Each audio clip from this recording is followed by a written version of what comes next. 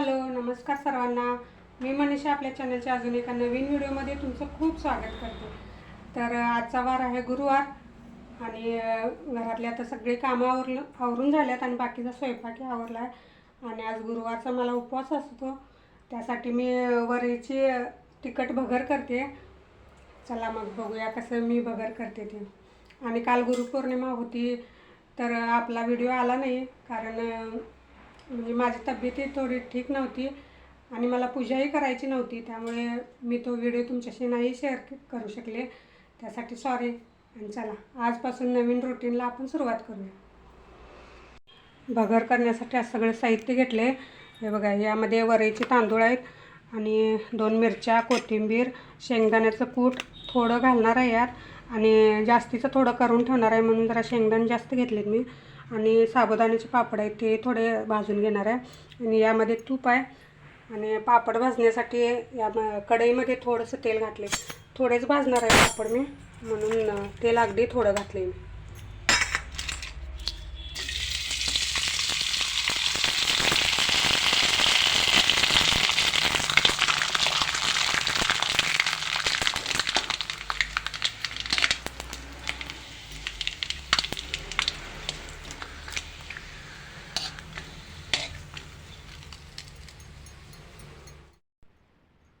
असे भगरीसोबत पापड असले ना तर मग खायलाही छान लागतात.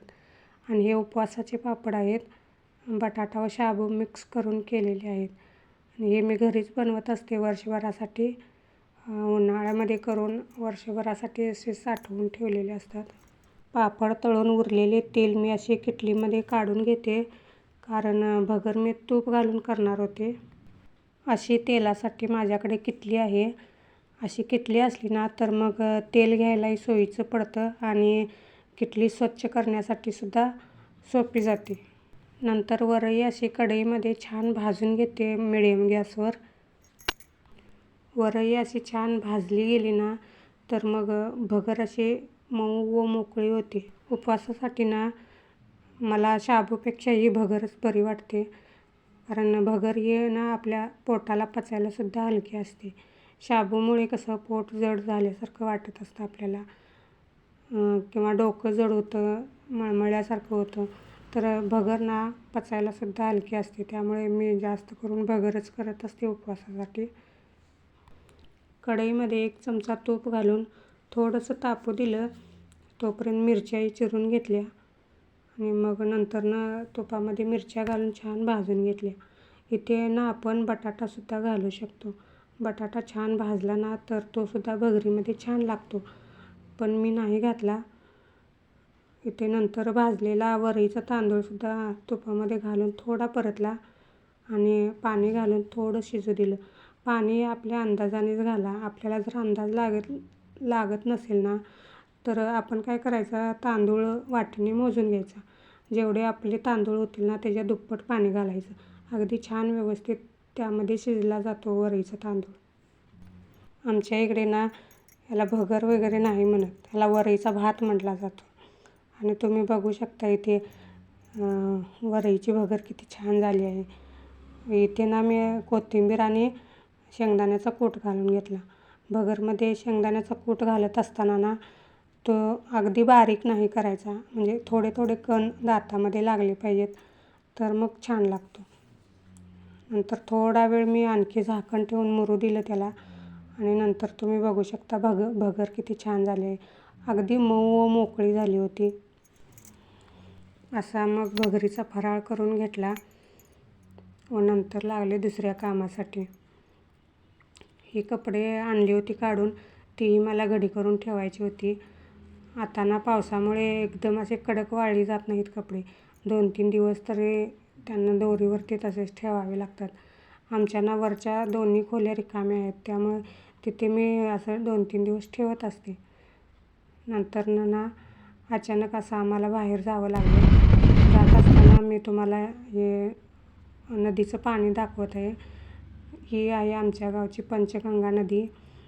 तर बघू शकता तुम्ही कशी तुडुंब भरली आहे. अगदी काय अशी म्हणजे पूर परिस्थिती वगैरे नाही, पण भरपूर पाणी आहे नदीला. नदीच्या कडेला नाही ते स्वीटकॉर्नचे असे स्टॉलसुद्धा होते. आणि हे टायमिंग होतं संध्याकाळी 5चं. घरी आल्यानंतर थोडा वेळ आराम केला आणि मग लागले संध्याकाळच्या रुटीनला. ही सकाळची भांडी वगैरे होती धुतलेली, ते मांडून घेऊ आणि मग चहा करून घ्यावा म्हटलं. माझी ना 2 दिवस झालं थोडी तब्येत ठीक नाही. पण आपल्या बायकांना या घरकामातून कधी सुट्टी असते का? तब्येत ठीक नाही, आराम कर असं कोणी म्हटलं ना तर आपल्यालाच राहवत नाही. कारण घरातील बाई आजारी असली ना तर सर्व घर आजारी पडल्यासारखं वाटत असतं आणि ते मरगळलेलं घर आपल्यालाच पाहावत नाही आणि उठून आपण परत कामाला लागतो. इथे मी चहा ठेवत होते माझ्यासाठी, तर राज म्हणाला, मम्मी माझ्यासाठी सुद्धा चहा ठेव. खरं तर तो चहा घेत नाही, पण आज ना बाहेर खूप असं ढगाळ थंड वातावरण होतं म्हणून त्यालासुद्धा मी चहा ठेवला. इथे दोघांच्यासाठी चहा घेऊन मी बसले होते चहा पीत.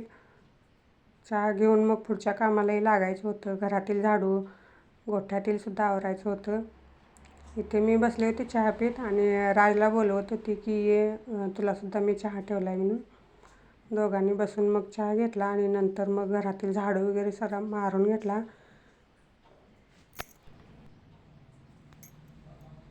झाडू वगैरे मारून झाल्यानंतर दूध काढून आले आणि मग नंतर लागले होते मी स्वयंपाकासाठी.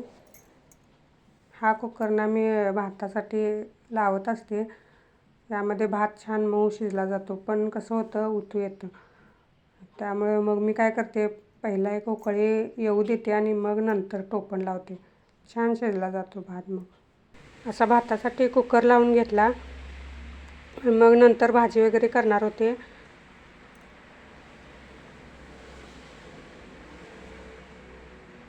भातामध्ये मीठ घालून घेतलं. मला चमच्याने अंदाज लागत नाही मिठाचा, त्यामुळे मी हातानंच घालत असते मीठ कुठल्याही पदार्थामध्ये. नंतर इथे एक मी बटाटा सोलून घेतला. आज मी मुगाची डाळ बटाटा घालून पातळ आमटी करणार होते. संध्याकाळच्या वेळेला अशी एक भाजी म्हणजे पातळ भाजी बास होते. बटाटा चिरून घेतला आणि मग नंतर शिजण्यासाठी पातेल्यामध्ये घालून दिला. कुणाला पित्ताचा त्रास होत असेल ना तर मुगाची डाळ वापरावी तुरीच्या डाळीपेक्षा. माझी ना जास्त तुरीच्या डाळीपेक्षा मुगाच्या डाळीलाच जास्त पसंत असते, त्यामुळे मी जास्त करून मुगाची डाळच वापरते आमटीसाठी. इथे डाळी काढून घेतली होती आणि डाळीला कसं केमिकल वगैरे म्हणजे औषध वगैरे लावलेलं असू शकतं म्हणून मी ती धुवूनच वापरत असते नेहमी. अशी डाळ धुवून घेतली आणि ते सुद्धा शिजण्यासाठी घालून घेतली. स्वयंपाक नेमका काय करायचा आहे हे आपल्याला म्हणजे आपलं जर आधीच ठरलेलं असलं ना तर मग असा पटपट स्वयंपाक करता येतो. हा स्वयंपाक माझा अगदी अर्ध्या तासामध्ये आवरला होता आणि सोबतच स्वयंपाक करत असताना ना सोबतच मी किचन ओटासुद्धा स्वच्छ करत असते. कारण माझा किचन ओटा छोटा आहे, त्यामुळे कसं होतं तिथं स्वयंपाक करत असताना जास्त पसारा होतो. म्हणून मी काय करते, स्वयंपाक करत असताना ना लगोलग हातोहात ते स्वच्छ करत असते. नंतर मग इथं भाकरी करून घेतल्या मी.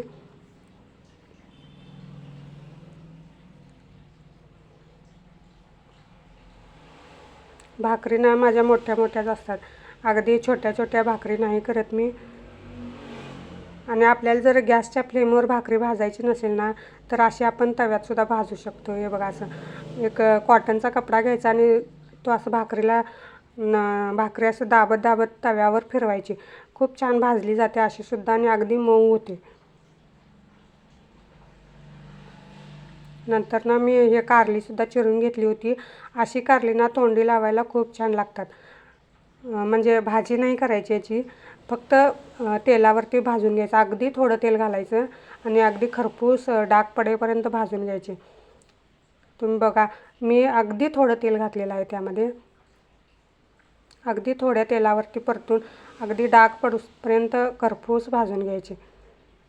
आणि इकडे मी कारली भाजत भाजत ना आमटीची सुद्धा तयारी करत होते. लसूण माझा सोलून ठेवलेला असतो फ्रीजला, तो लसूण मी चिरून घेतला. कोथिंबीर चिरून घेतली.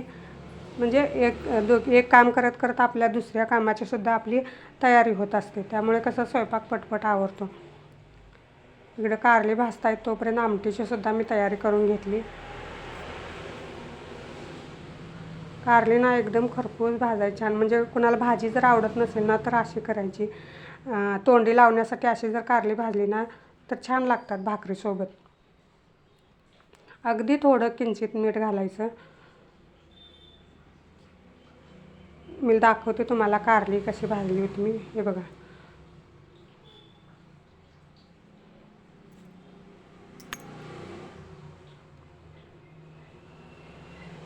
कारली भाजली होती म्हणून मग तवा मी उतरून ठेवला आणि नंतर मग आमटी फोडणीला घालून घेतली. तुम्हाला माझ्या भाज्या किंवा स्वयंपाक आवडतो का हे कमेंटमध्ये मला नक्की सांगा.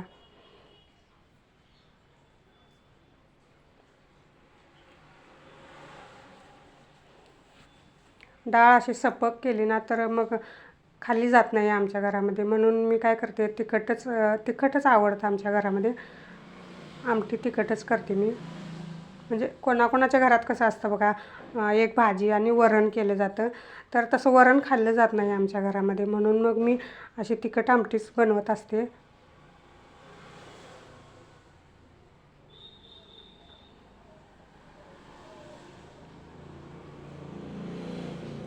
चला, स्वयंपाक आता आवरला होता सगळा.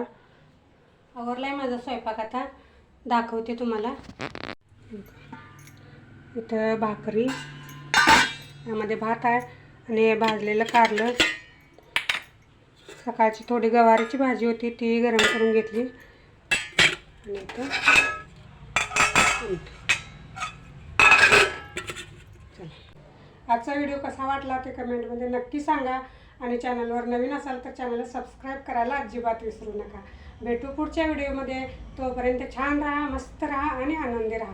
स्वामींचा आशीर्वाद कायम तुमच्यासोबत राहू दे. बाय.